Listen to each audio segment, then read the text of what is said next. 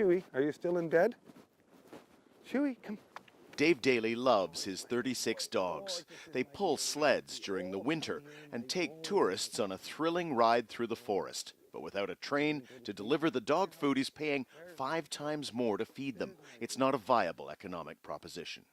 Most of the businesses in Churchill are trying to figure out ways how not to lose too much money this year.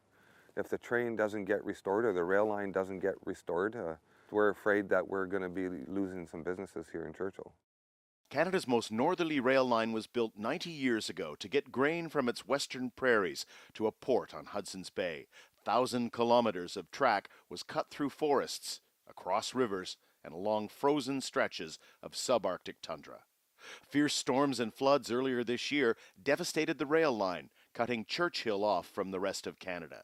A stranded passenger train had to be loaded onto a ship by cranes. A port that once shipped Canadian wheat to the world lies rusting, abandoned. Through this belt system here that... Many now question whether a miracle of 1920s engineering can withstand today's sinking permafrost and other changing conditions. We're all going through this climate change period that we need to deal with, and so governments need to really invest in that. We're doing our part, as a community, a small community in northern Canada. We know what's going on, so we're pretty critical when it comes to climate change. While there are disputes over who's going to repair this line, if anyone, there's little doubt that warming temperatures and changing weather patterns here in the north have turned Canada's only northern seaport into a town with a very uncertain future. These days, tourists are pretty much the only source of income. Up to 10,000 a year come to see polar bears, but melting sea ice and warming have cut the local bear population 30% in 3 decades. Researchers warn that worse is to come.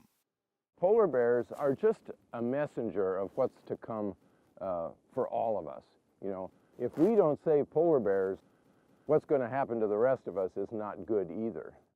Up here, there's no debate. Climate change is real, rapid, and may soon be uncontrollable if steps aren't taken to reduce greenhouse gas emissions in places far away from this unique landscape. Daniel Lack, Al Jazeera, near Churchill, Manitoba.